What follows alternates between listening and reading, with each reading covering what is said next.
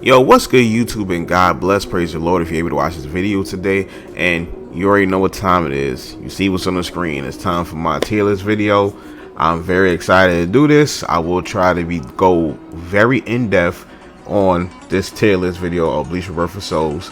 And I strongly believe I could put together a really good, accurate list on tier placement. At least the list probably not going to be in order, but to me, this game is a very balanced game. To me, the balance in this game is pretty good. For the most part, I feel like every character can compete. Now, there's gonna be characters who really can't compete with the top tiers unless you're like really good with them. But for the most part, the game is pretty balanced. The top tiers are the top tiers, but you could get wins off of mid-tier characters. It's not like a complete 10-0 stomp and so on and so forth if you're really good with the mid-tier characters or even low-tier characters. It just depends on how much time you put into the character and how much knowledge you have about the other characters, right? So we're going to be going with this tier list. So first, I just want to say that, one, this is my opinion and my opinion only of how the tiers are. You could agree or disagree with it. We could talk about it in the comment section below, but these are my opinions. I feel like I have credibility because I put in a lot of time in this game and played against almost all these characters, or played the character at a high level or high enough level that I know the game plan and know what to do against the character and weaknesses and so on and so forth. So my mindset of how I'm tackling this tier list comes in the mind frame of at the highest level possible with this character, knowing all the tools that you have with this character and their opponent knowing how to defend against this character. That's also another thing that goes into this tier list. There's characters that may seem pretty strong to a lot of people, but to be honest, it's probably because people just don't know the matchup and know how to defend against the character correctly and how to defend against their setups and so on and so forth. So my mind frame, all right, how going into this tier list is how the character functions being played to the most optimal level and being played against high level people as well, right? That's how I'm functioning in these characters, right? And my conclusion that I got to is that a lot of these characters is on the same tier. That's basically my conclusion, and we're going to get to that, right? So the first character on the list is, here we go, Soi Arc Ichigo, right? And you see my tier list is only made up of 4 tiers. You got S tier, A tier, B tier, and C tier, right? I don't think there's 5-6 different tiers list. It could be one extra tier, maybe, but to me, I don't really think so. For the most part, the game is balanced enough that 4 tiers is good where it's at, right? So the Soi Arc Ichigo, I have him in B tier. All right.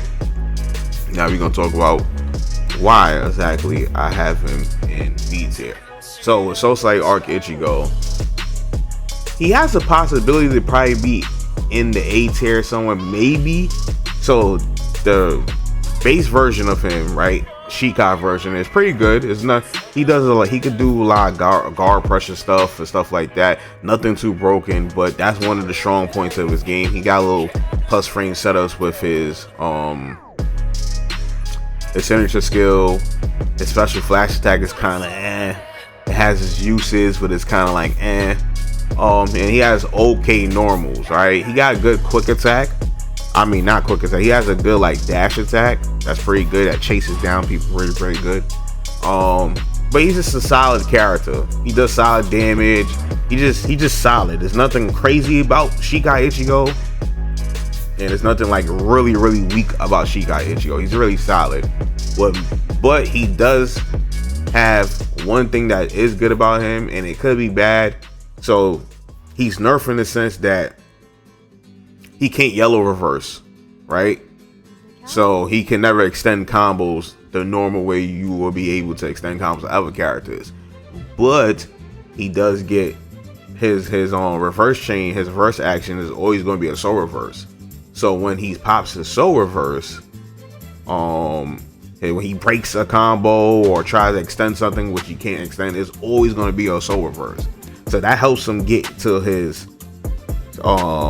sublimation quicker. That helps him get to awakening quicker, and so on and so forth.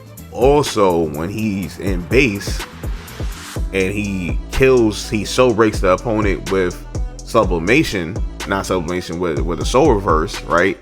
He's able to take away 4 key cons.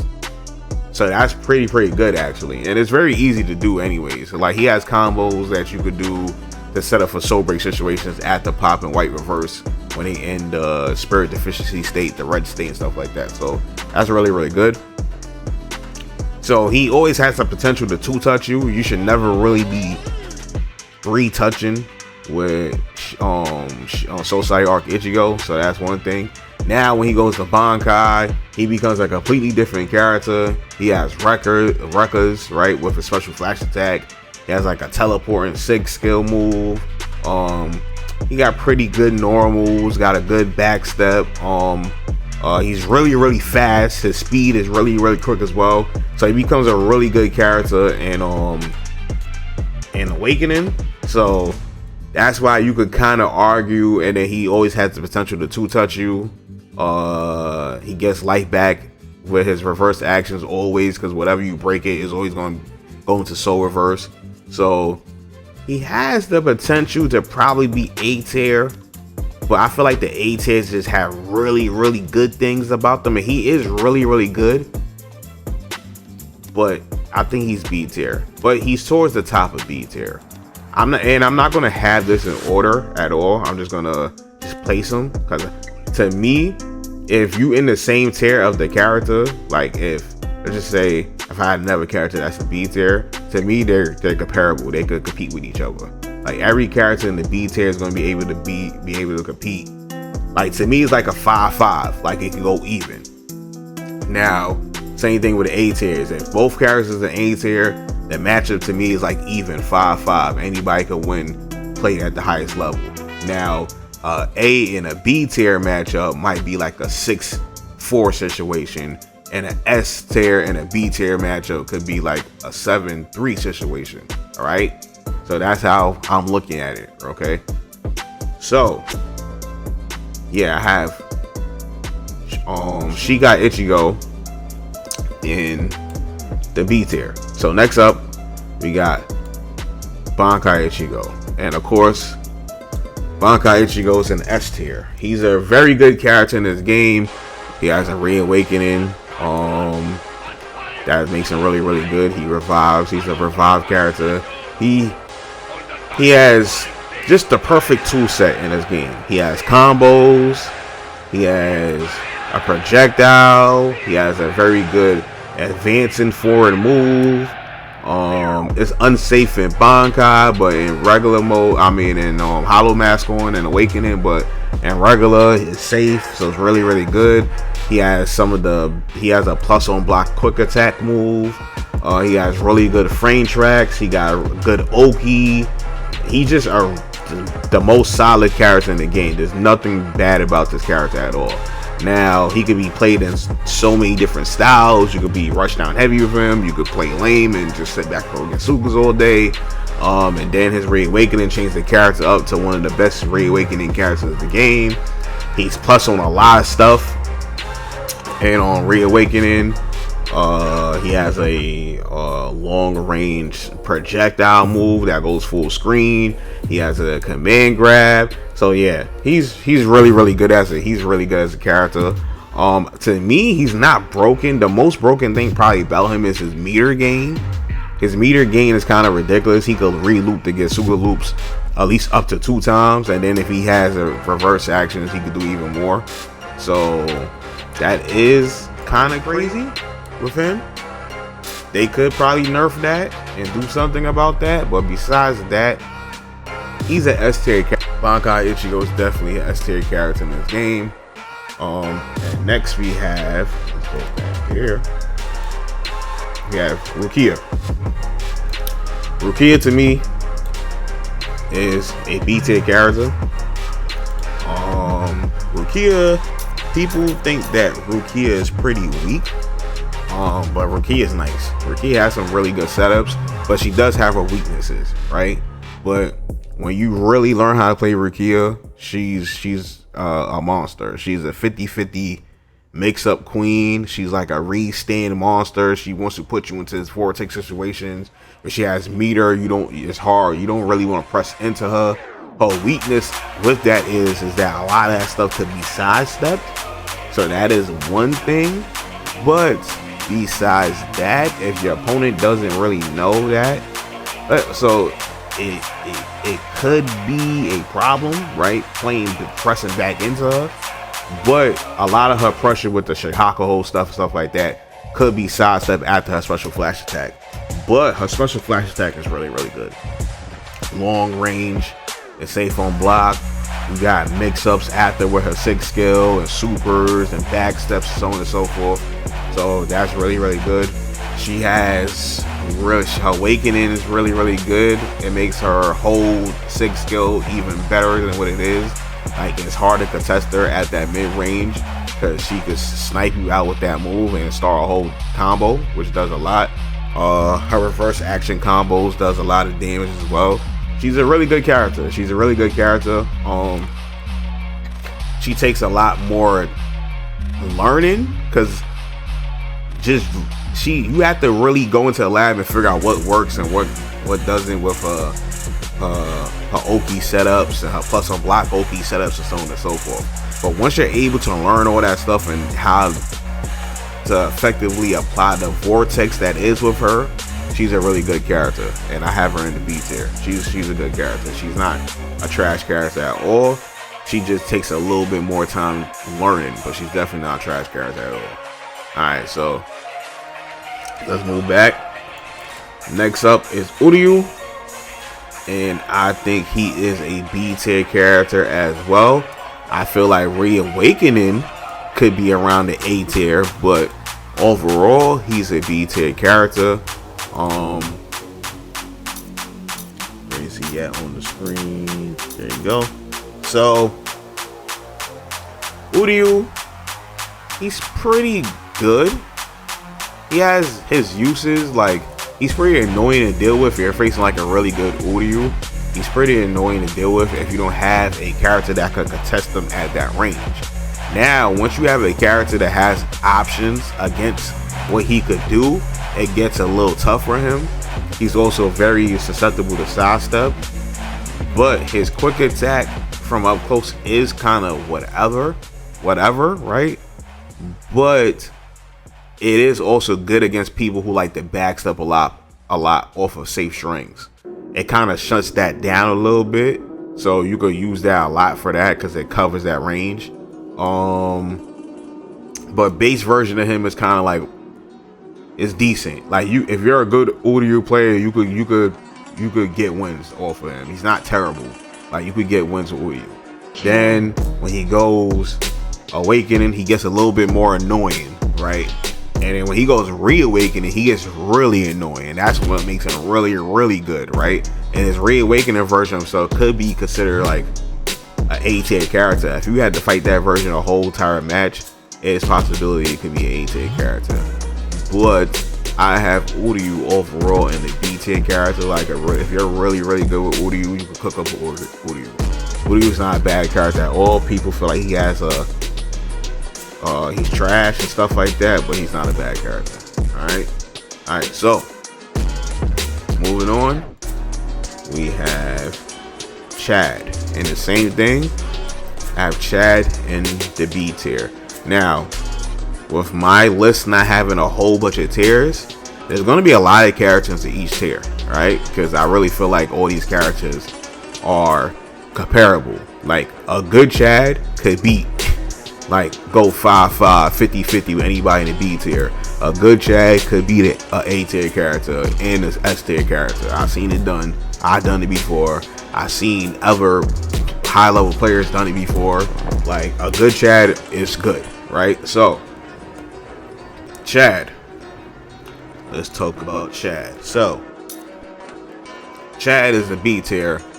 for numerous reasons. He has some of the best movement in the game. His backstep is really good. It makes him a hard character to hit. His sidestep is good as well. He has a dash attack that has a hit of armor, and when you do the move from like certain ranges and hit it from like tip range, it's plus on block. So it makes pressing back into him or even stepping or doing anything impossible, right? If he goes and attacks directly after with his quick attack. His quick attack is, I believe, the quickest quick attack in the game. You don't have that much range in the stubby, but if you're directly up close on a person, him, Yoruichi, and I think Soi Fon has the quickest quick attacks in the game, frame advantage wise, right? His special flash attack, it's kind of whatever. It's unsafe, but it can catch people off guard. It covers a lot of distance, so it's like a neutral skip tool. But it is kind of whatever. That's not what really makes him good. But with Chad, you're going to be doing a lot of moving around. You're going to be playing more defensive. You're going to be doing a lot of moving around. You're going to be charged up your 6 skill to try to get your 6 sedentary skill all the way up to 100. Because Chad could just evade, charging him up this whole time. And then he finally punishes you. And then you could be hitting Chad a whole bunch of times. You could hit Chad like 4 different interactions in the round or whatever. And then he hits you 2 different times and he soul breaks you. That's how strong Chad is. And he has the highest guts factor when he's in the red deficiency state. Like, it's hard to kill Chad. It's hard to soul break Chad. So, and it's hard to hit Chad, period, because of his movement. So Chad, to me, can compete. He's a B tier character. And yeah, that's really all I gotta say about Chad. So moving on, we got Yoruichi next. Yoruichi to me is a B tier character, and you see that a lot of these characters are in B tier, right? Yoruichi is one of those characters. What I will say is I do feel like Yoruichi is better than Chad. Maybe I'll try to organize this a little bit, but I don't know exactly. To me, like I said, all the B tiers could compete with all the other B tiers, right? But yeah, Yoruichi is a good character. People misunderstand her because her damage is weak, so people think that she's weak, and she has some problems with her. Like, she's very linear. Her quick attack is like very linear, it doesn't track nothing at all, so she's very susceptible to sidestep and stuff like that. She's also, like I said, her damage is not that really good. If you don't put the time in with her, her 6 skill seems like a little useless. But if you really grind and play at a high level, like I will say, this Storm has probably the best Yoruichi I played. Storm Yoruichi is really good. And he showcased that Yoruichi could fight almost anybody in this game. You just gotta learn how to play her. You have to play into her Oki Vortex situations. You have to play a real mix-up heavy with her. When you at range and your opponent want to approach you, you want to like harass with Onkins and make the opponent not move, because that move is not easy to sidestep. Like, some characters can sidestep it easy, but there's other characters who can't sidestep it easy, especially, and she could keep on flinging it out, and it makes it hard for you to get in, and then it starts making you want to block. Okay, if you get hit with 2 or 3 times on an Unkin trying to move or try to do something, you're gonna start blocking, and once you start blocking, that's when Yoruichi can start applying her pressure onto you and stuff like that. I will say this: offline play and online play is completely different. There is things that she could get away with online that she can't really get away with offline, so I will take that into account. But at the end of the day, she's still around this tier. She's still a good character. Yeah, she does take a lot of hits to kill, but she's very quick. She's very fast. She has the fastest running grab animation, the dash grab animation in the game, or dash breaker animation in the game. She recovers off of a miss breaker really quickly as well, but she does have short range as well when it comes to breakers. So that's another thing about the character, but that's to compensate about how quick she is, stuff like that. She has a counter super that does a lot of damage. If you get nice with the spot dodging, she could spot dodge you. That's really, really good as well. Yeah, she's a really good character, and I feel like she's around this B tier range. All right, so moving up. Next on we have Urahara, and he will be the first probably A tier placement character. I don't know. Urahara is really, really good, but he's kind of basic. He's just like good at everything. Like he has a parry that's pretty good. He has a safe flash attack combo that's also good. He has a projectile that covers a lot of space that's also good. He's just like good at everything. He has good combos, good damage, an install. He's really, really good at all those things, right? He doesn't excel much at a lot. I mean, when you have full resources and a spirit drive, he could do a lot of damage. But besides that, he's just a very solid character. There's times where I go back and forth, like, does he really belong in B? Or is he an A tier? For real? If he is an A tier, to me, he like a true A tier. I do believe he is an A tier character. And it just depends on how good you are with the character and stuff like that. But I do feel like if this was like tiered like number wise correctly, he will be towards the bottom of the A tier characters. I do feel like there's a lot of other characters in A tier that are better than him, but he could compete with them as well. And it just comes down to the player and adapting and so on and so forth. But Urahara is a good character. He's a good character. Alright. Moving on, we got Shinji. Shinji to me is a B tier character. He has a lot of good stuff about him, but he has a lot of flaws about him as well. His quick attack is plus on block. That's really, really good. He has a command grab super. He has Hiyori setups for Oki situations, but some characters can get out of it, like Yoruichi. She could wake up and just strictly backdash out of it. His problem is when he has to chase characters, right? His Oki situation outside of Hiyori is kind of like trash. So you don't really want to knock them down a lot with Shinji, because you want to keep them standing to keep on going with your plus on block stuff or mix-ups and stuff like that, to go and command grab stuff like that. So you want to play him as like a stand-up reset character, but then you're missing out on a lot of damage. So that's one. Two, his Sig signature, the counter move, it has its uses, but it's kind of trash. It's kind of trash. Like, it doesn't start up fast enough on a lot of stuff on block. Like, if your opponent's trying to like stagger pressure you, you can't activate that move to stagger pressure in between. So that's kind of bad. Then when you do it from far away, you're stuck and your opponent doesn't press nothing. You're stuck in such a long recovery.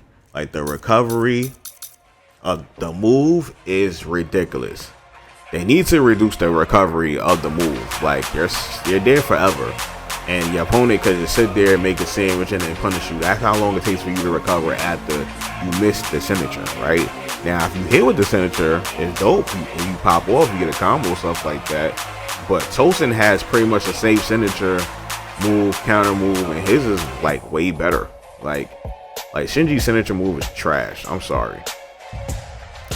Now, Sakanade, I found ways to get Sakanade off really, really easier.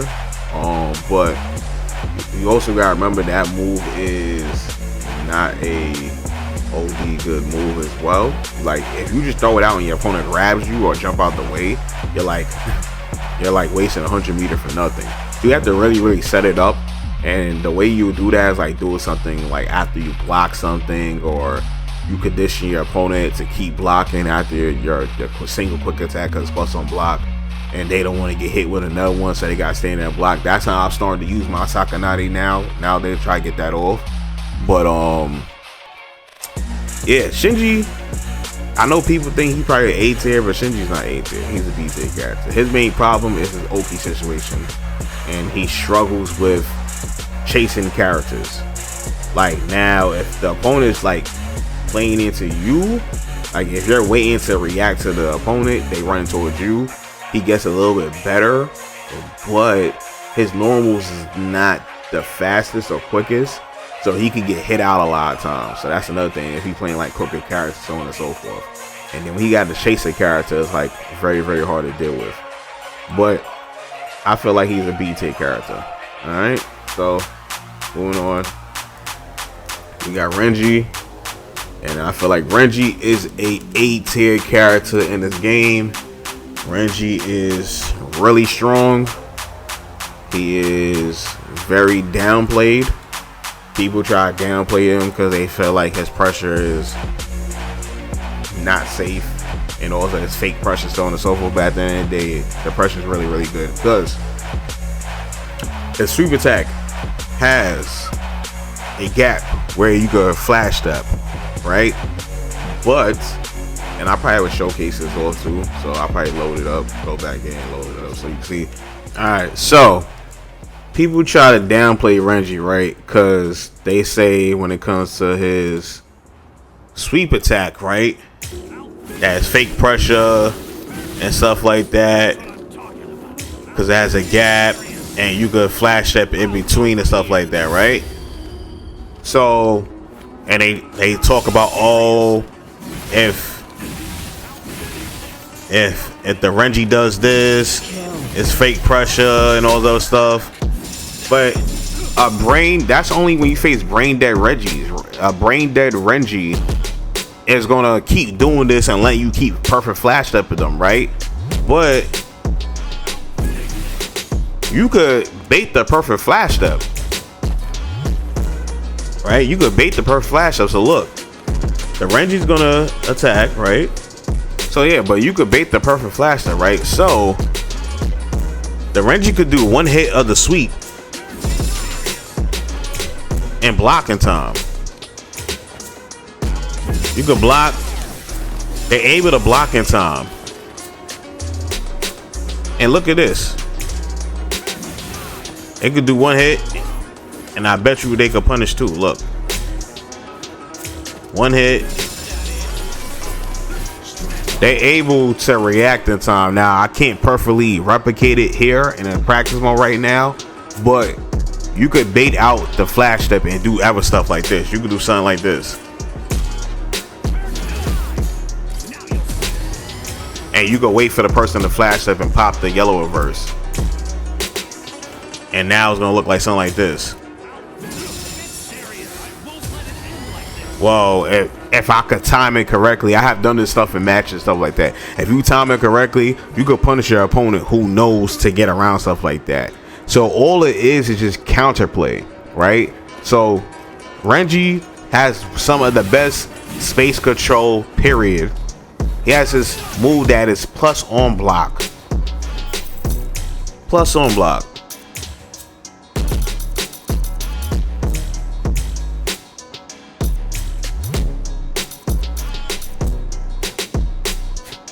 This move, plus on block. So then now he gets into the mind games, back steps and stuff like that. Renji has invincible super, which is really, really good. You could mix up your time, and yeah, you could interrupt that, but you could always mix up your time and know when you're going to attack and not attack and so on and so forth. This move at a certain distance is like kind of hard to punish for a lot of people. So Renji, this move was kind of alright to his quick attack. Renji's a good character. Yeah, as we know, he has a giant awakening and stuff like that. So Renji's a good character. He's an A-tier character. His space control is like so hard to deal with. It's pretty much unmatched. He gives some of the top tier characters a very hard time because of the space control. He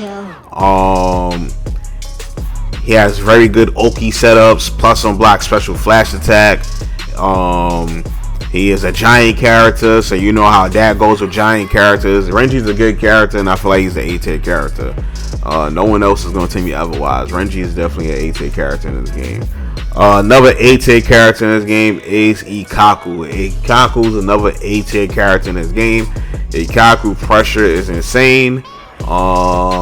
He has very good range, and you're going to see the theme with the high characters above is that they got some type of really good range or something that's really good in range, right? So, but like I was saying, Ikkaku is really good. His Bankai, when he goes awakening, is really good. His stance mix-ups is really good. He has very good Oki situation. He got very good setups as well. Block pressure, stuff like that. He's a very good character.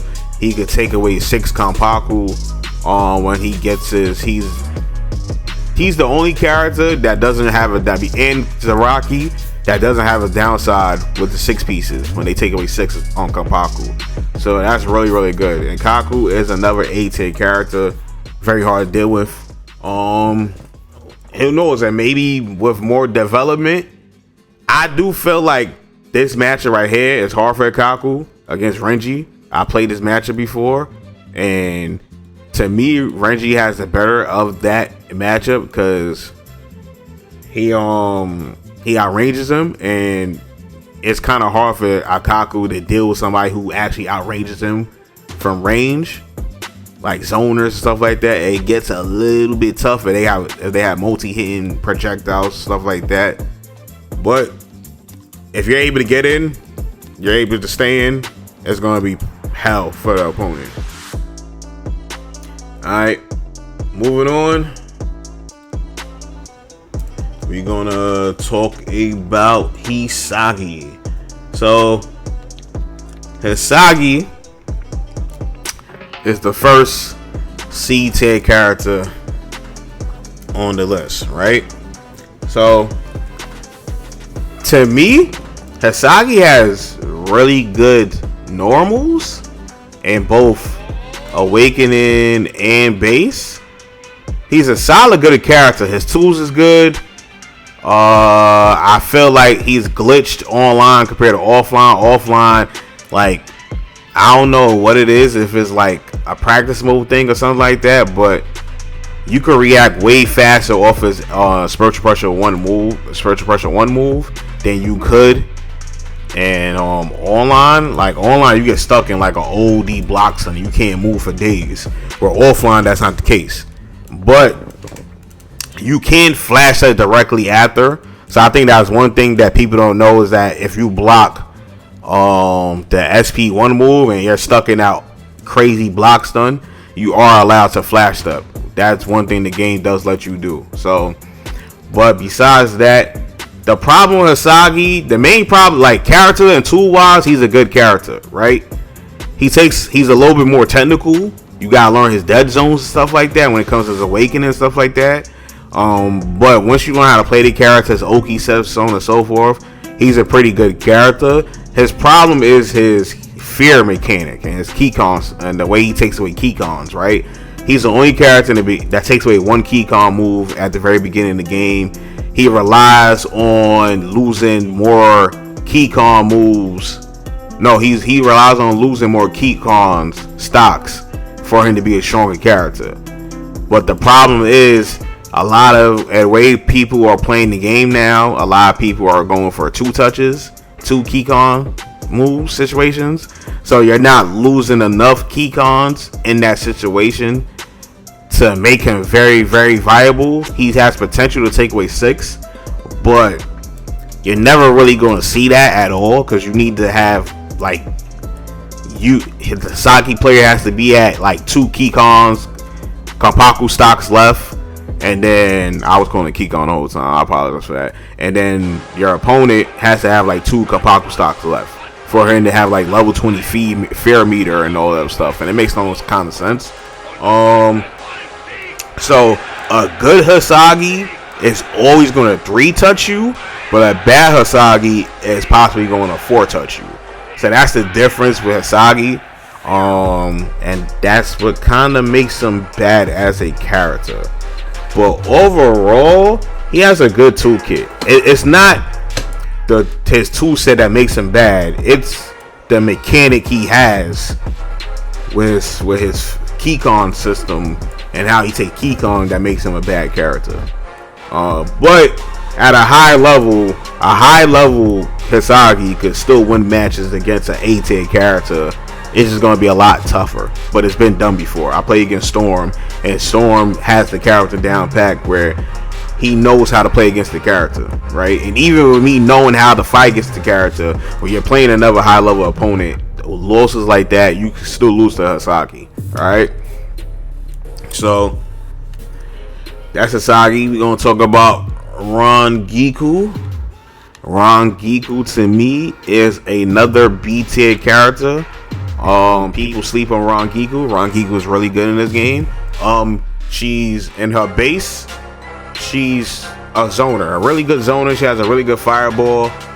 She's kind of like Rukia or Rukia, however you pronounce the damn name. But she's kind of like Rukia in a sense. Like they have the special flash attack that covers a lot of ground, and they have a fireball. She has the for the 6th skill. Rukia has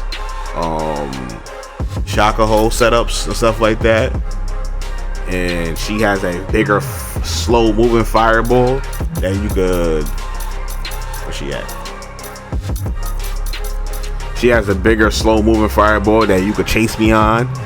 They also got special flash attacks that cover a lot of range. Hers is unsafe, but it's good because they combos into her heavy attacks and light attacks where Rukia's doesn't.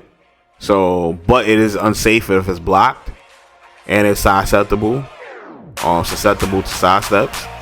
I said side steps. Yeah, susceptible to side steps. So yeah, so those are her downfalls and stuff like that. But she's still a good character and base. She does pretty good damage as well too. She controls the game a lot with her fireball. And then when she goes into Awakening, to me, people think she becomes a worse character, but if you really know how to play her, and Storm has a really good Rangiku, she's one of the better defensive characters in the game. Anytime she has 100 meter and she hits you with a flash attack combo, she puts you into an Oki situation where she activates SP2, and you gotta sit there and eat that. And if you don't, you're gonna get hit, and you're gonna keep getting hit. You're gonna keep going to get hit, and then now you have to choose your timings on when you think she's not gonna press a button or are gonna press a button, and so on and so forth. But if you really know how to play around her Heineko stuff, you can always put the Heineko on you to play defensive. You can make it chase the opponent and stuff like that. She's a really good character. She controls space in a different way, but she really slows down the game. And you have to be very careful when playing against her. So I feel like she's a B tier character. She's pretty strong. She's able to compete with all these other characters here. I think these are all 5-5 matchups. Like it could go either way and stuff like that. And she could play against some of the other top tiers and get some wins if you're really good with her. So I feel like she is a B tier character. So next up we have Kira. Now I played Kira, and people feel like there's some people who feel like Kira's the trashiest character in the game. I don't think so. I just think he's a lot more technical, and what you think when you first playing, what you think should work, don't work, and now you have to figure out other stuff to do and figure out what does work, right? Now Kira is really interesting because I have him as a C tier character. But he's interesting because he has a mechanic where he doesn't have to get you into the red to soul break you at all. He has a mechanic where he could freeze you and get a free Keycon move at any point when he has 100 meter, right? And when he has hit you with his SP1 move and Awakening, depending on how many YB skate counter stocks you build up, you could get more Keycon or Konpaku taken away from you, right? So that makes him really strong, right? That's kind of a broken mechanic, right? Now his tool set isn't the greatest, but he does have like a really good far-reaching flash attack. His flash attack reaches very, very far, right? He can't combo off a grab. He kind of could, but his combo's not the same like everybody else's. Off a grab, he has to go to the 6th skill. He has a counter attack as well. That's a little bit tricky to time. But this doesn't mean he's bad. He's a lot more technical, right? He's a lot more technical than a lot of other characters to play him effectively. You gotta play a lot of back steps with him. You want to pull him in and then back step instead of trying to pull him in and doing something, because the frame advantage is not in your favor when you pull him in, right? But it's in your favor to backstep, and that's where when you start backstepping a lot with Kira and you're applying pressure and applying like danger with threat with the grab, the breaker, and so on and so forth, that's when Kira becomes a lot better character, because you could backstep and you could be close range with the character, you could be in the character's face, backstep, and if your opponent with a grab, you're in perfect range for a flash attack to still hit. And that's what makes him really, really strong as a character. And then if you know how to play him, you know how to do his Oki situations, you know how to set up his SP1 move into his SP2, then you're going to be really, really good with the character. Now, the problem with him is that offline, SP2 can be sidestep on reaction, right? After any type of setup. Online, though, that's not the case. Online, if you do an SP1 first and then you do an SP2, if you do SP1 first and then you do SP2, the SP2 cannot be avoided at all online. Offline it could, online it cannot be. And I think this is how he should, I feel like offline it should be like this as well, but this just makes him more of like a knowledge check type of character if the opponent knows that you can sidestep it or not. Because if your opponent doesn't know that you can sidestep his SP2, then you're gonna win a lot of games. Now they know that you can't, that you could sidestep it, then it's gonna be a little bit different story. You have to find other ways to use the move and be more trickery with it. But online, that setup is you can't avoid it. So what I like to do a lot is take away 2 right in the beginning, go into awakening, get to like level 3, because then when you get to level 3 while B-skate counter and then hit them with the SP1 and then go directly to SP2, you're going to take away 4 stocks, and then you could do that again. You could go 4, get to Wabiski count level 4 and then do the same thing again. So yeah, so with all that being said, I'm kind of praising Kira, but he does, if you don't know how to properly use his spiritual moves and you just throw him out there and they sidestep and stuff like that, he is a little bit bad. If your opponent is knowing how to deal with your situations, if they're not getting hit, it gets a little bit worse for him. His 6th skill, it's kind of good, but then it's kind of not good. It's like he's a very nuanced character, so that's why I have him in the C tier. But I don't think he's the worst character in the game. I think that there's something about him that puts him above someone that I do consider one of the worst characters in the game. But yeah, he is in the C tier though. He is towards the bottom, but I don't think that he's the worst. All right, moving on. I talked a lot about Kira right there because that's the character I play. But moving on, we got Hitsugaya. Now I'm a little bit torn about Hitsugaya, but Hitsugaya to me is he could possibly be B tier or the top of the B tiers, but I also feel like he could be an A tier. Because the reason why Hitsugaya simply gets into A tier for me, because it's his damage output. He's very easy to use. He's very, very fast. Very, very fast. He's a very quick character. He got projectiles. He got like ice trap setups. He got Oki situation setups. And he does a lot of damage when he's at level 3. His damage output alone puts him up there because the damage he does in level 3 with full resources is kind of crazy. And he's really quick, right? He's probably up there with Yoruichi. He's not as fast as them. I feel like Yoruichi, Bankai Ichigo, and Soi Fon are some of the fastest speed characters of the game, and then Hitsugaya is like fall right under that. He's really fast. His problems is that he has very short normals. Like his quick attack is very stubby. He's very susceptible to side steps because his quick attack is, his dashing attack is very linear. So that's one thing that is kind of bad about Hitsugaya. But if you're really good with Hitsugaya, you can get around all of this stuff. If you know how to use all his tools correctly, he can compete with all these characters as well, right? This is one I might be a little bit wrong on. I feel like he's an A tier character, right?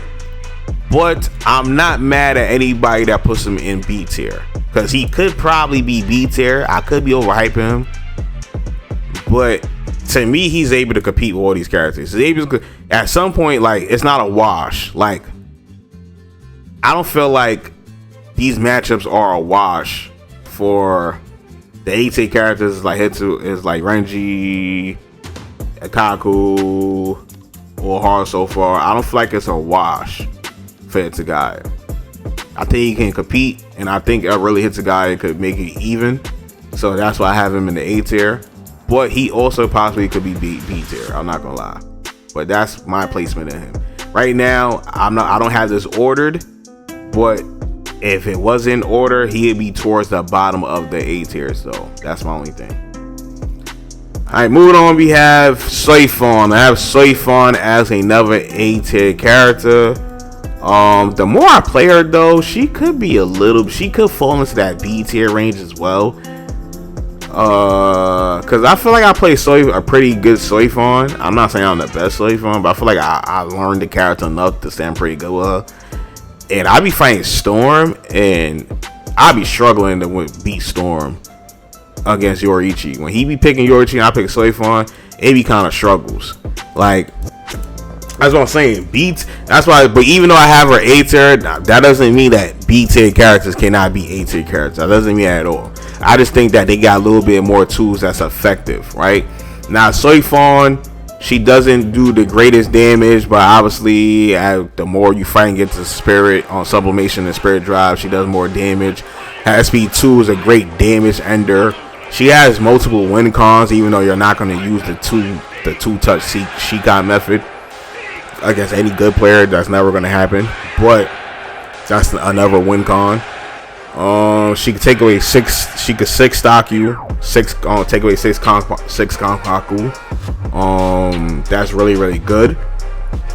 But if it takes you, the only bad, so you can always 2 touch. You could put yourself in a 4.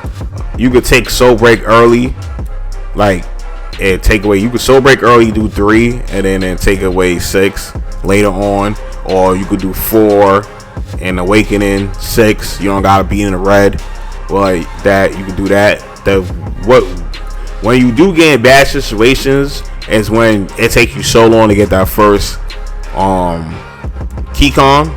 Kanpaku stock. It takes you, and you end up getting the sublimation already. That's the situation you want to avoid the most, because now you're still forced to soul break, and you kind of don't want to do that. Your game plan with her, you always want to go 4-6. You always want to go 4-6 so you can avoid the soul break situation and stuff like that.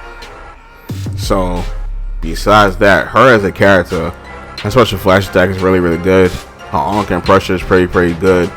She has, like, if you use all her Ankins, there's a safe way to reset her Ankin pressure and stuff like that. But then if you don't do it safely, the way you try to charge your Ankins, you gotta be very smart about that, because if you just try to charge them just like willy-nilly, just because you just wasted all your Ankins, you can be punished for doing that. Your Ankin calls could be punished, and you could call them and not get your Ankins back at all. They could punish you in time that you don't replenish your Ankins and you don't refill them at all. So you have to be very careful about how your setups and how you use your Ankins, how to apply your pressure, stuff like that. She's very susceptible to sidestep as well. Her special flash attack covers a great range, but it can be sidestepped and very easily sidestepped closer up and stuff like that. So if you're fighting against an opponent who knows when you want to use that move and stuff like that, it's very hard to deal with. But if it hits, especially on a counter hit, you get a full combo, stuff like that. She got a lot of reset potential, mix up potential, stuff like that. She's a very good character. People early on, beginning of the game, had her S tier. I don't think she's an S tier character just because of the weakness of her special flash attack. And she doesn't do a lot of damage. Those are two major weaknesses that a lot of the S tier characters don't have. Like, yeah, she could take away 6. She got block pressure setups and frame traps with the Ankin pressure, stuff like that. But the damage, though, you have to hit the person like 6-7 times or reset stuff like that before you can get them into the red. So her damage is like a little bit like for her to be an S tier character to me. She's an A tier, but I won't be mad if somebody even have her like high B tier. I do think because of the 6 that she could 6 socks on Konpaku, that does keep her up in the A tier range. I do feel that way. But yeah, let's move on. So next up we have Tosen, and I feel like Tosen is an A tier character. Tosen is ridiculous in this game. Before the patch, Tosen was kind of trash because he just didn't function as a character at all because it was just a lot of broken stuff about him that didn't work. But after the patch, Tosen is ridiculous. He got probably the best special flash attack in the game. Is like instant and vulnerable. Like it avoids a lot of stuff. Like you can run up in people's faces and just do a special flash attack, and they gonna think you're gonna grab it. They gonna get hit on a strike back counter hit, and once they get hit with a strike back counter hit, you get a full flash attack combo off, and then that does pretty good damage. His Bankai is a game changer. That's a really good game changer. You can't see him. Fighting against him is ridiculous. He could play 2 different styles. Like he could play rush down heavy, playing behind a special flash attack. He also had or he could just wait for you to press into him and play into his special flash attack. Either way, special flash attack could be used offensively, defensively. His special flash attack gets away from a lot of Oki situations as well that other characters can't get away from, but he could. That's really good. He has a parry that teleports to the opponent to start a full combo. So zoning against him is kind of hard to deal with. And he got special flash attack into parry setups as well. He got very good normals and buttons. This character is really good. His SP2 move is also really good as well, and does a lot of damage on strike back, and it avoids breakers. So you can just run in a person's face, and if you feel like they're gonna try to react with a breaker, you could activate your SP2 move, and it activates, and you get tremendous damage into a reverse chain combo, which is crazy. And like I said, his Bankai is also ridiculous. It's like it's the pudding on top of the cake, or whatever you want to call it, right? Like it's ridiculous. Like his Bankai makes visibility, make it that you can't see him. Like over time the circle expands, but if you really know how to play Tosen really well, he's a nightmare to deal with, and he's one of the top characters in the game. I strongly believe Tosen is definitely A tier character. Alright, next up we have Sajin Komamura, and I believe Sajin is a B tier character.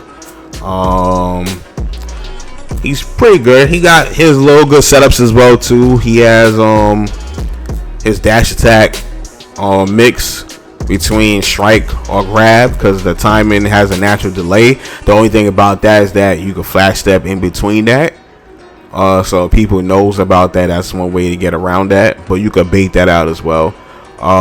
He has a lot of armor, a lot of his moves. He can harass you from almost anywhere on screen. When he charges up his 6 skill, he can harass you from far away. He has a giant awakening. You already know how much of a pain those are to deal with.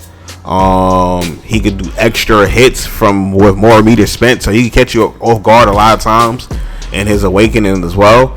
The thing about him, he's a little bit on the slower side. He's still a good character. He just doesn't do enough to be in the A tier range for me. His awakening is pretty good to probably put him up there, because it is a good awakening, but there is like counterplay with certain characters to the awakening and stuff like that, with characters' armor and stuff like that.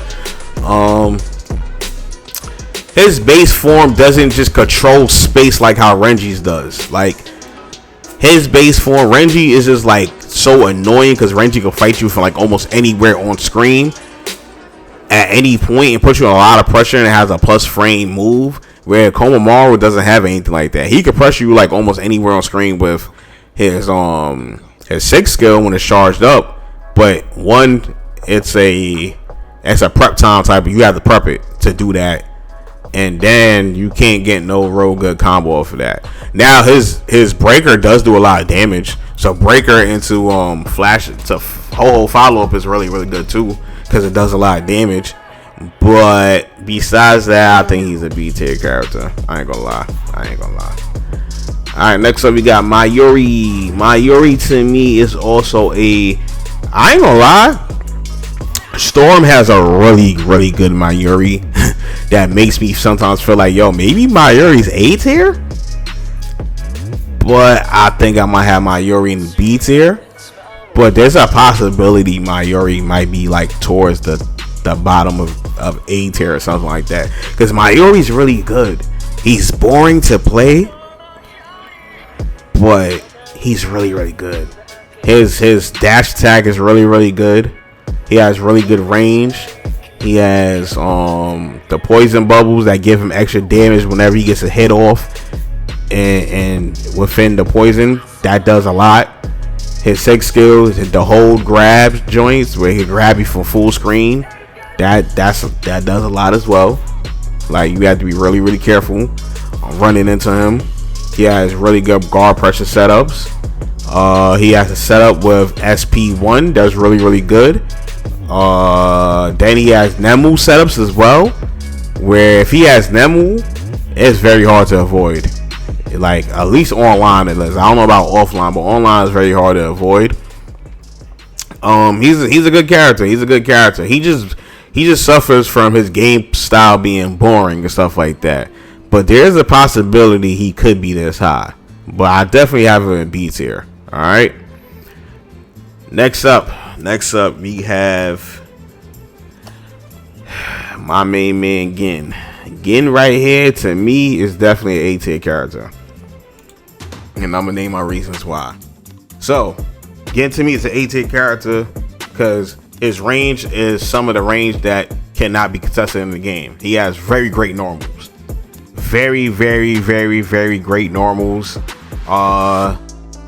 And awakening, his flash attack is completely safe, which is really good.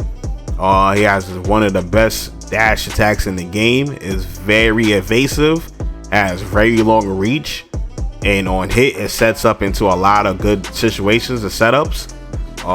You can stagger pressure from far with it. It's very hard for the opponent to contest from that range, where with that stuff he has basically a projectile with his signature skill, which you could cancel at any point. You could do step cancel with it. Yeah, step cancels, Senjo cancel mix-ups on wake up for his Oki situations. You can knock an opponent down with his flash attack, do the 6 skill, step cancel it, and then you're gonna have enough frames to like meaty situation on Oki where if your opponent presses buttons, they will get beat. So those are really good. Yeah, he's a menace. He just controls the space very well, right? And as you see, the theme of the A tier characters and above is having really good control of something. Like look, when you go to, let me go back. When you go to Tosen has really good control in some type of way because of special flash attack. Urahara has good control because of the parry and all other stuff. Soi Fon has good control because of Onkins and stuff like that. Pressure with the Onkins, plus on blocks and stuff like that. So he has good control. Hitsugaya, he has some type of kind of control, so that's why he's the odd one out where he could kind of fall into B. But he still has projectiles. He still, if he needs to, can fight from a distance. And then he just does major damage that keeps him up there. Renji has very good control, space control, and Kaku has very good pressure, space control, plus on block situations. And then yeah, so Gen fits that mode, right? He has very good normals. He's just a little bit more technical. That's all it is. But that don't mean he's not an A-tier character. He has A-tier tools. The only thing that really holds him back is that he has a short, quick attack. But when you use it, when you're supposed to use it, when the opponent's like really up close on you, if you want to punish something and stuff like that, that's when you want to use it. And basically, he has a neutral skip and a special flash attack. He has a projectile basically with Shinzo, where when you charge it goes full screen and you can cancel it into the best evasive dash attack into the game. The only real problem he has in Awakening, he has like I said earlier, he has a safe flash attack, which is crazy. And when he has resources in meter, his SP2 move is crazy. The damage is ridiculous. He has a flash attack with that is like forces your opponent to block, and they can't do nothing because if they try to press a button, they will get hit. So he's really good as a character. He has a counter move as well that makes him a little bit better as well if he's able to connect with it. He's a really good character. The only downfall he has is that he has execution, because when you perfect flash step, his flash stack is not quick enough to combo. So you have to do a slight walk and then combo for perfect flash step. And once you're able to get that down pack, you're going to be good with the character. He's definitely an 8-tier character. I don't care what anybody says. Another 8-tier character to me is Byakuya. Byakuya is another 8-tier character. Space control. That's just when it comes down to it. Great space control. He's a little bit. Some people say he's easy. To me, he's not that easy when you're faced against other higher level opponents, because Byakuya has dead zones in his attack, especially in Awakening. So you really have to know the right ranges of what button goes where and so on and so forth. So that takes a little bit more to learn Byakuya. But once you learn that, I guess the game plan with him is easy. You could get away with stagger pressure a lot with him because of his range, and especially in Awakening and stuff like that. But yeah, it's just range, right? He controls space very well, very well. He could lock you down. Combo extensions is really good with him. He's one of those characters out of all the characters, maybe besides Kaku, but Kaku doesn't have the much range as Byakuya, but he's one of the characters that could combo you almost anywhere on screen somehow, some way. Like, he could do flash step follow up and then do his SP1 after that to get him extra damage when he needs to. He don't have to waste resources. Like, he has many different ways how he wants to apply damage to you if he needs to get it. So that's really good. Next up we have Zaraki. Zaraki is going down to the C tier. He's one of the worst characters in the game to me. His game plan just doesn't really work. His saving grace is that he takes a 6 Konpaku. That's his real saving grace. But besides that, his game plan just really doesn't work. Like, he's so unsafe off a lot of stuff. He has to guess a lot. Like, he has his main thing is armor, and he wants to armor through a lot of stuff. But the thing is, his frame data and stuff like that is so bad. Like, he can't combo off a flash step sometimes. His flash attack is very sidesteppable. Like the starb, it has good reach, but the starb is very slow. So you can sidestep it pretty easily sometimes, even though it has like the horizontal trail. You can still sidestep it. He can't backstep off of nothing, really off his pressure. His special flash attack has armor and stuff like that, but so it slows you down for pressing into him. You can't be that aggressive, but if you just play slow and pace yourself against him and read when he gonna use the special flash attack, you can easily beat him out. His signature skills, same thing. He stands and plays. He's charging up the attack. You can just block and punish. Stay out the range of it. Punish is mad easy. He can't really react. He has to always guess when he uses that move. So it's like, he don't really got no. He's whatever. He's whatever. His saving grace is that he does do damage when he's getting his ass whipped and stuff like that. And that's really it, to be honest. And he takes away 6. So he does have some type of comeback potential, better than other people because of that. But if he's not getting the hits to make the comeback potential, then I don't think it really matters, to be honest. Alright, next up is Shunsui. Shunsui's a little, I don't know, man. Shunsui, I think he maybe B tier, because I think he's playable, but it's possible he could fall into C tier as well. But I think he's playable. I think he's like 50-50 with all these characters. Like, I think I don't actually, when I really look at it, I don't know. He might be C tier. I don't know. But Shunsui is okay. Like, he's flawed because his awakening system is kind of trash. His regular, when he's normal, his special flash attack on counter hit, you can't combo, which is trash. His 6 skill is pretty okay. It has a lot of range, but it takes a long time to load up. People could just flash step it, stay out the range of it, so on and so forth. He can't combo off a grab. His SP2 on theory looks to be good because it's like a full screen type of punish. But the fact that it's like not invincible on startup, which I think he needs, I think that change him up is if you make that move invincible on startup, and it changes up a lot about him, period. And maybe make his quick attack plus. I think those two changes make him a lot better. But yeah, they need to change the SP2 and make it invincible. The games is not good enough. And yeah, I wish they would did something with his actual abilities, like give him some shadow type of manipulation moves and stuff like that. I wish they would did something like that, but I don't know. He got pretty good range against certain characters. Other characters is just whatever.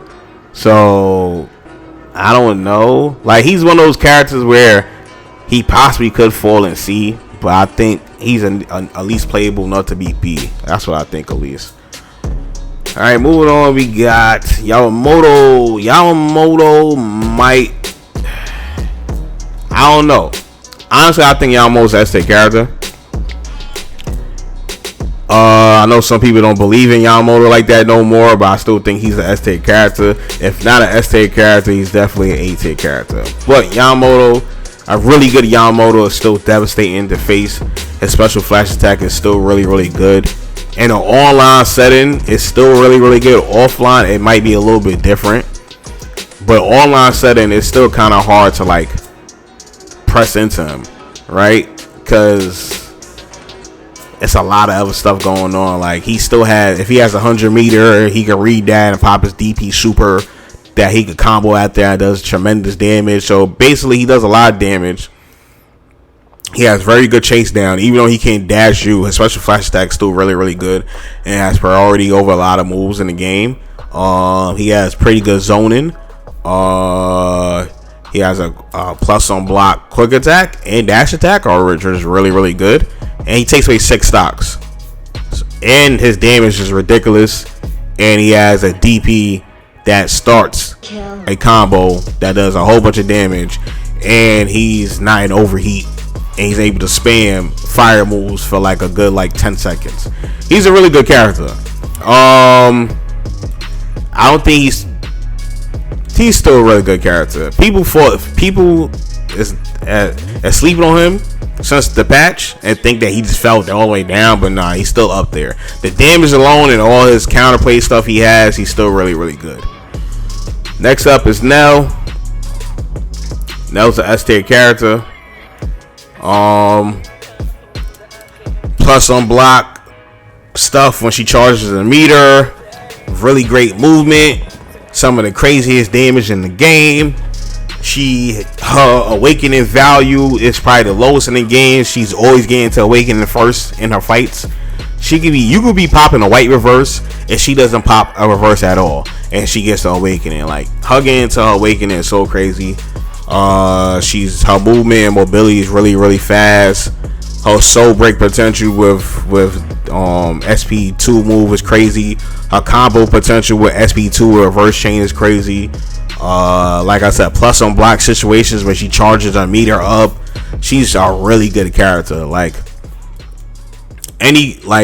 some people may even got her the best character in the game. Me personally, I feel like all the ST characters can rival each other and face each other in some type of way. And yeah, but she's really, really good. Really, really, really good. Next up, we have Szayelaporro Grunts. So, he is, to me, a C tier character. There's some good stuff about Szayelaporro. How do you say his name? His revive system is pretty good. He has really great normals and stuff like that. His flaw is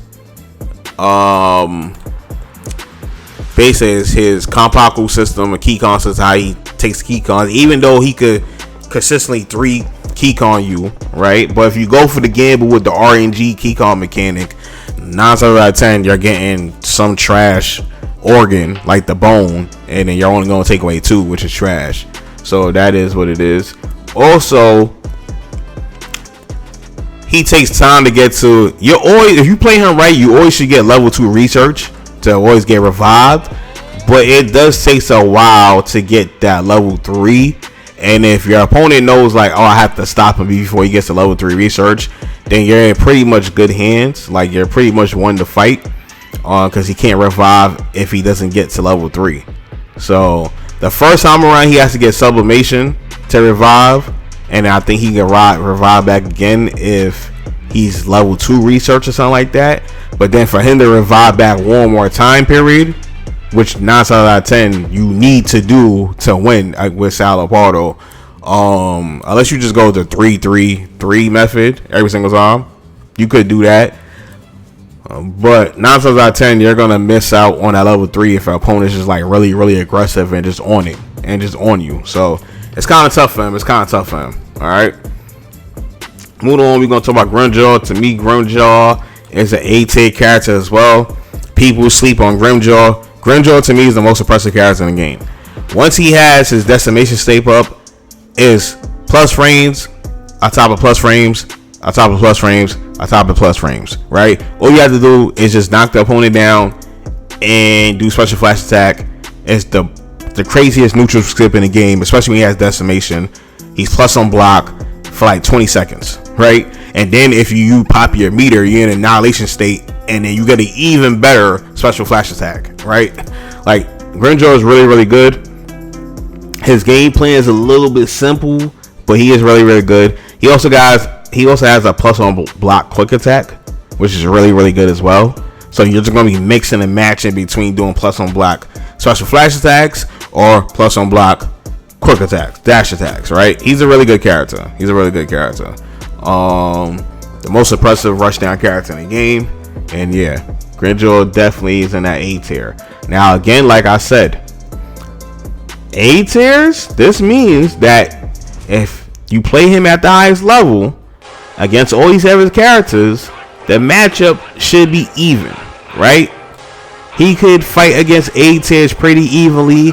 He could also fight some S tiers, right? But in out of 10 games, he probably on the losing side, and he could fight some B tiers. Now, again, I don't mean B tiers cannot beat him at all. It's just that with his tool set, he should win more matches. You understand? Then he should lose. That's all this means, right? This is how I grade my tier list. All right.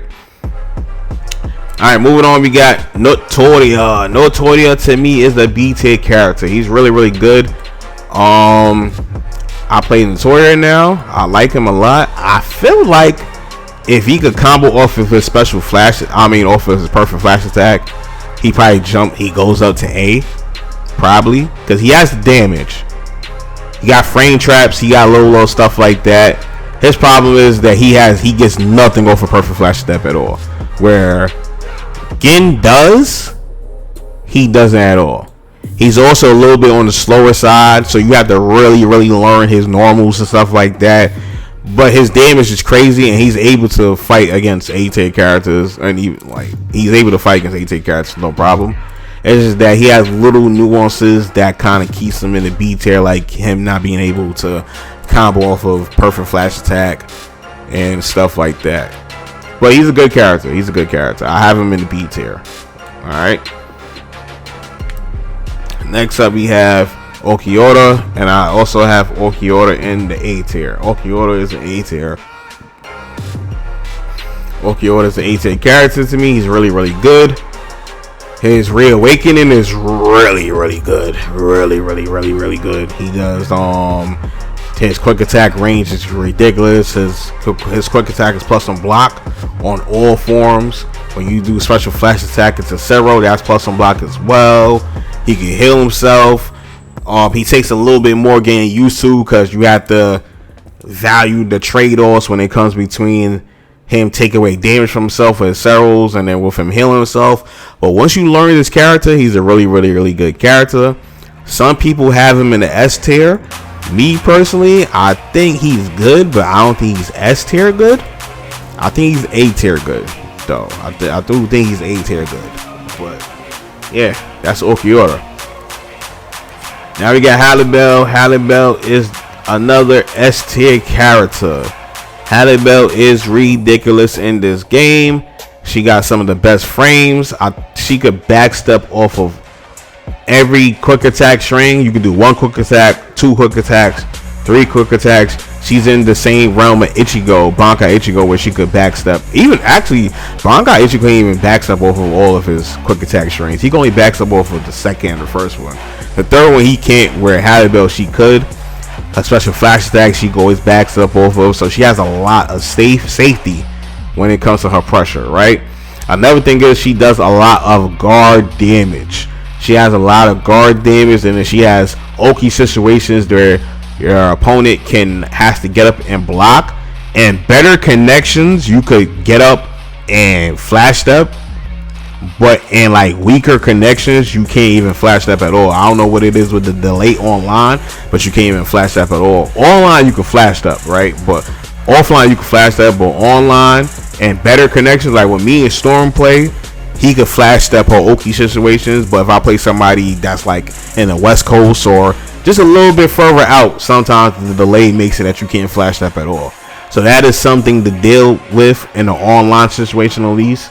But besides that, she had her guard break pressure is ridiculous. She has the probably best guard break pressure in the game. In Awakening, she has some of the best range in the game. She got crazy Oki situations. She got multiple Oki situations. They all really, really good. She has a projectile within her SP1 move, which is pretty good. She got different movement options that no other character has with her 6th skill. She got plus on block moves from her 6th skill. She got block guard pressure setup. She's a ridiculous character. There's not really a weakness about this character, and I feel like they're gonna have to nerf her Oki situation a little bit probably, and they're gonna have to nerf her guard pressure situation, or to counteract her guard pressure, just make it that you're able to blue reverse on block. If you're able to blue reverse on block, she would still be a strong character, but it would help deal with the nonsense that she has, because she's really oppressive. I think I said Grimmjow is the most oppressive character in the game, but it's actually her. I apologize. Grimmjow is probably like the second most oppressive character, and she's the first because of her guard pressure situation. Like with Grimmjow, when you block, you have to worry about plus frames. but you don't have to worry about your guard getting broken as much. Even though you could do some guard broke situations with Grimmjow as well, but it doesn't shred guards like how Halibel does. Her joint is like ridiculous. That's definitely the reason why she's a S-tier character. All right. Now we got Aizen. To me, personally, I think Aizen is a B-tier character, to be honest. I ain't going to lie to y'all, bro. People could argue A-tier, and maybe I give you A-tier, but he has too many weaknesses that I don't think he's... If you know, and I'm looking at it at a high level aspect, I'm also looking at it, the weaknesses that I know how to fight against this character, right? He's a knowledge check. Now, if you don't know what to do against Aizen, he could be an A-tier character. But if you know how to defend against Aizen, he's a B-tier character. If he ever pops the armor move, the SP1 move, you grab him as fast as possible. And even if he breaks the grab, it's going to immediately break the armor move and put him into the guard break state. And you just keep on rinse and repeat a Oki situation, and he's never going to pop that shit ever again. Trust me, I'm telling you. If you let Aizen players get away with this, don't let him get away with that SP1 move. It's trash. When I play Aizen, I don't use that move because it's not good. Now, if you don't know how to defend against it or counterplay it, then yeah, it's good, but it's trash, right? Now, what better Aizen is going to do, once they know that you know how to defend against it, they will probably pop it again, but then now they're going to stand in place and try to snuff out buttons. And that's all you have to do, is just play smart, make him whiff, punish correctly, grab him, and then you're good after that, right? Now his butterfly state, not butterfly state, the cocoon state, when he has a plus a block on special flash attack, it's pretty good. It's plus a block. But Aizen players spam this move a lot, and it's a single hitting move. So if you feel like the Aizen player is going to use the move, just do a Hakugeki and it's going to absorb it and knock him back, and you're going to be good. So that's another way to deal with that, right? Now, when he's... Another way you want to stop Aizen's, right, is that you want to 3-piece him. Because if you soul break him, you're going to give him a lot to his fighting spirit, so he could get reawakening. So a lot of times you just want to 3-piece him. Just beat his ass and 3-piece him, and then 9 out of 10 he's not going to get to the butterfly form. He's going to have to white reverse a lot in that match for him to get the butterfly form. But if you just go for the 3-piece and you never soul break him, then you're going to be good. Another thing is against that projectile, the Hado 91, when he charges it, right? If you perfect flash step it, right? After you recover from the perfect flash step, if he goes into the armor to try to cancel out whatever attack you're trying to do, immediately grab him. You could perfect flash step that move and grab him immediately and recover in time and grab him. So you could get around the armor. So always keep that in mind, right? Soon as you perfect flash step him and you see him go into the SP1 move after the perfect flash step off of the projectile, grab it immediately and it's over, right? Second, you want to get into that mid-range area where you're able to hit him out of it, or if he block it and if he goes to try to do it again, you can easily hit him out of it. Like, there's a whole bunch of startup in that move. It will only work full screen, and it will only work against like delay. It's tough to deal with him in delay, online, stuff like that, but offline and real good connection, he's not a problem to deal with. So I strongly believe he's a B-tier character. He can revive, but when he revives, he has a limited supers, but he can't combo off of none of his supers unless he grabs you. So that's not really nothing to deal with. And then you could grab him out of his Hado number 90. So if he ever tries to get next to you and do Hado number 90, you can always grab him out of it. So to me, Aizen's not a problem to deal with. So yeah. All right, next up, three more characters. Next up is Stark. Stark, to me, is towards the C tier. He's a bottom tier character. I'm sorry.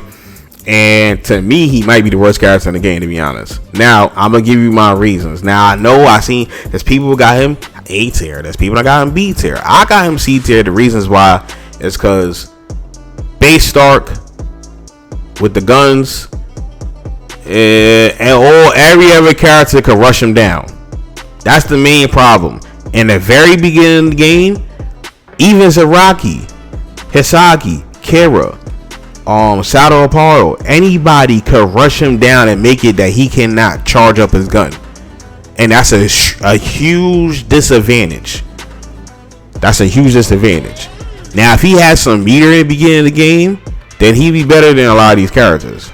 But since he has no meter and he has to charge, and in the beginning of the game, if you just play the game plan and do not let him charge, every character in the game could rush him down effectively enough that it's hard for him to charge. Now, a smart Stark player is going to find a way to knock you away and get some charge, and that's where it gets a little bit difficult for some characters, right? But at the end of the day, if we could apply this pressure from the start and you can't, that's a real tough situation for Stark. Another thing is that his flash attack combos take away a lot of meter. You need a full 25 meter to do a full flash attack combo.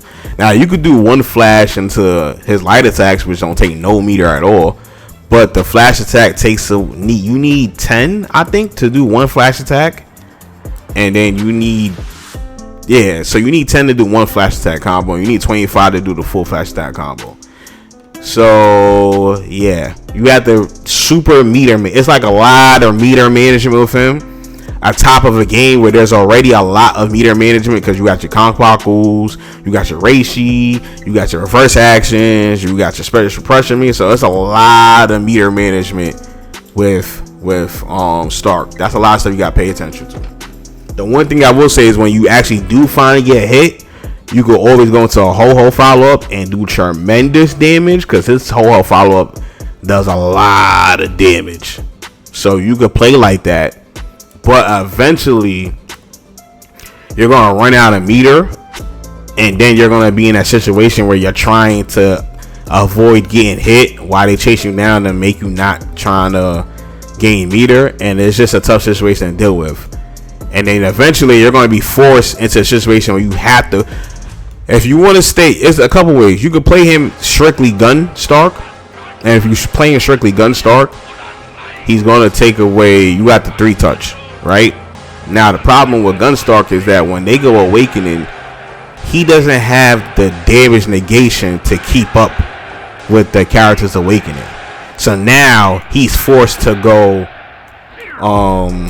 Sword Stark, right? Sword Awakening, right? Do Awakening, use the sword version. And when he's in this form, he's kind of weaker. His frame trap situations is kind of trash. His wolves take away from his Konpaku. There's too many downsides with the character that doesn't make him good. He can't combo if he doesn't have wolf and none of the wolves and stuff like that. Like, he's kind of a bad character in Awakening. So the only upside he has is that he could take away 5 and he don't need to be in sublimation. So that's good. But without wolves, he doesn't do a lot of damage. And then when you do wolves, if you do a raw, then you're gonna need meat. You're gonna take away from your Konpaku, and it makes it easier to kill you. And then once you get to a certain Konpaku health, I think 3, you can't even do 5-piece no more. So you're always threatened with. It's a lot of stuff with Stark, man. I could say it for days and talk about Stark. It's a lot of stuff with him, but it is what it is. Stark is, to me, is not that good. At least with Kira, you have the gimmick of his Wabisuke stuff. Hisagi, like, he could rush him down at least. He could revive. He could do a 6-piece. But Stark is just kind of rough. I'm sorry. I don't know. But let me know what you think about the comment section below. But I think it's kind of rough for Stark, man. Alright, two more characters. Kaien. People have a lot to say about Kaien. There's people who think Kaien is an ST character, and he possibly might be.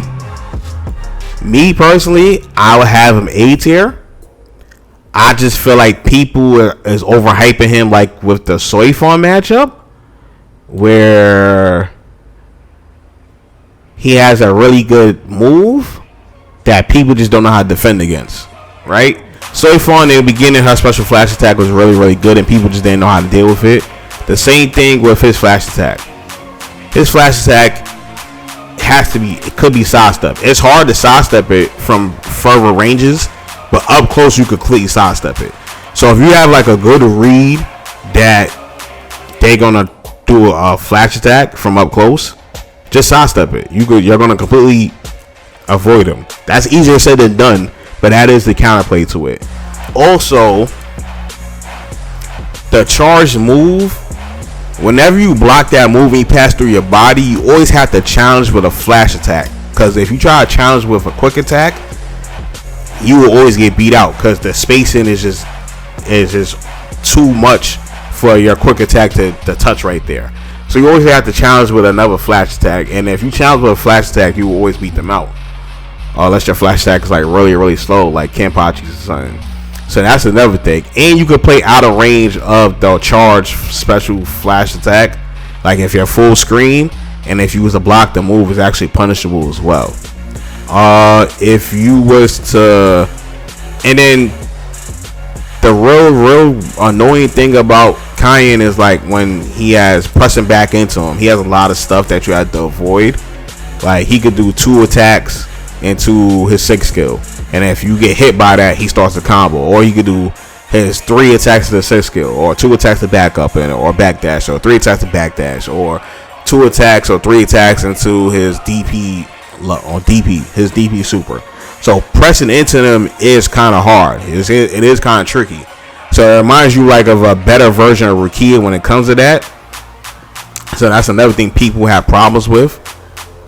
But if you play more patient against him and just backstep more after his pressure situations and make correct reads, I don't think he's that much of a problem. Like, no, he's still good. He's still an A tier character, but I don't think he's an S tier character. But for the sake of this video, I will agree with y'all and have him S tier. I'll have him up here. Because he has like the same tools like Yamamoto has, just a little bit better, kind of, sort of. When it comes to like, Yamamoto gets a full combo off of his DP. He doesn't get a full combo as a DP, but pressing back into both of them is really, really crazy. Then both of their damage is really, really good. Yamamoto damage is still a little bit better, but his damage is really, really good as well. So just for that, I guess he has to be up here, right? Because if I got Yamamoto up here and they kind of close, then I guess he'll be up there as well. But there's a world where I do see him in A tier. I just don't think people are hip to him yet defensively and know how to defend against him properly. But I think there's a world where Gin could compete with him. Grimmjow could compete with him. Byakuya could compete. Renji could compete. Ikaku. It'd probably be harder for Urahara, and it probably might be hard for you on Soi Fon. But I think there's a world where Tosen could compete. Ulquiorra could compete. It'll probably definitely be hard for Hitsugaya. That's why I have him more towards the bottom end of the A tiers. But I do think there's a world where all these characters up here could compete with him. But it is what it is. But I have him S tier for now. If I do an updated tier list, it might change though.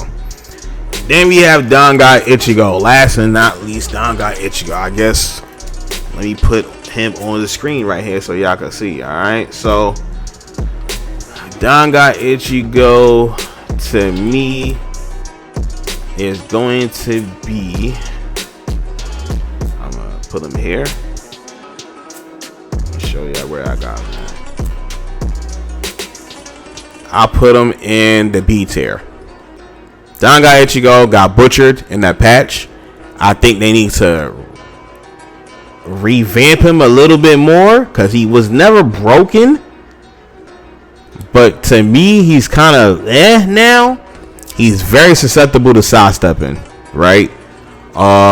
He still has really good normals and safety, but the level 1, but it's nothing crazy. And in level 1, all these characters, and even some of these characters, like, they could 2-touch him. Like, if these characters are able to get to Awakening, he's pretty much dead. The problem with Dangai is he has to hit you with the first key con before they even get to Awakening, right? But if the character's able to get to Awakening and you haven't even hit them with your first key con yet, then it's going to be a really uphill battle for you, right? It's going to be a real uphill battle for you. Level 1 version of Bankai Ichigo is kind of trash, right? He has to hit you a lot of times before you get you to the red. Level 2 gets a little bit better, but he's still kind of like, Level 3 is where your money is at, but if you could avoid getting hit by Bankai Ichigo and you play good defense and avoid, and you don't never get into that red before they get to before you get to Awakening, you're pretty much a good character, because soon as he key cons you, you instantly go up one whole fighting spirit. So if you Awakening and then he key con you and you go directly to sublimation and you kill him and then kill him again, you two touching him. So it's an uphill battle for the Dangai player. I feel like they need to change some things about that. They need to put at least like 60% towards the fighting spirit, not the full 100, because full 100 is kind of crazy. But yeah, that's pretty much where I got Bankai Ichigo at. So yeah, that's pretty much the end of the road of this video. Basically, to reiterate how I feel about this tier list, right? I'm going off of like kind of like best out of 10. So to me, a S tier to a C tier match would be like 8-2. A S tier to a B tier would be 7-3, and then a S tier to a A tier would be like a 5-4 situation, a matchup. And if you're in the same tier, then it's a 5-4, 5-5. C to, you understand, C to B would be, you know what I'm saying, a 5-4 or whatever. You understand what I'm trying to say? Like, it's those type of matchups, right? I feel like if you're in the same tier, you can compete. If you're a tier under, you could still compete, but it's a little bit harder for you, but not that much harder. Same thing, if you're 2 tiers under, it's really kind of harder for you, but you could still probably pull it off if you're good enough. So this is basically how I set my tier list up. Hopefully you was able to enjoy this video, and if you're able to enjoy this video, please smash the like button.